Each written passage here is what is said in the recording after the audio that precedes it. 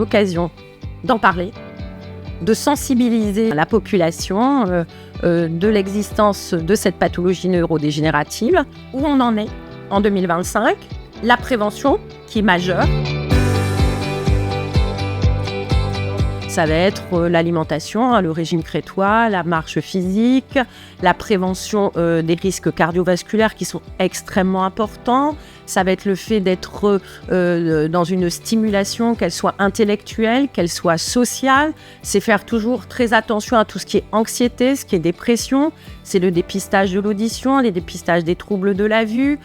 C'est le fait de ne pas trop consommer d'alcool. Voilà, donc il y a plein de choses qui sont tout à fait accessibles. Donc ça, il faut le répéter parce que la prévention, c'est important. C'est aussi important pour vivre et vieillir en bonne santé, donc déjà la prévention. Et au niveau des actualités médicamenteuses, alors bien qu'on ne sache pas pourquoi précisément ça arrive, on sait qu'il y a 2 protéines qui sont pathologiques dans cette maladie et depuis de nombreuses années, il y a des études qui se font pour lutter contre une des 2 protéines qu'on appelle la protéine amyloïde.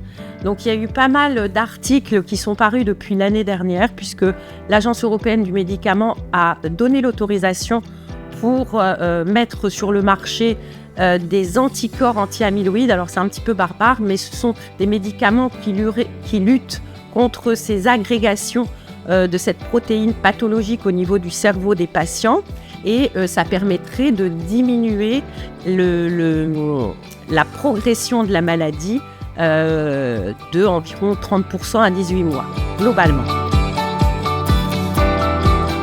Toutes les prises en charge non thérapeutiques, non médicamenteuses plutôt, qu'on arrive de mieux en mieux à déployer avec les neuropsychologues, les orthophonistes, qui permettent également d'avoir une prise en charge globale de la maladie.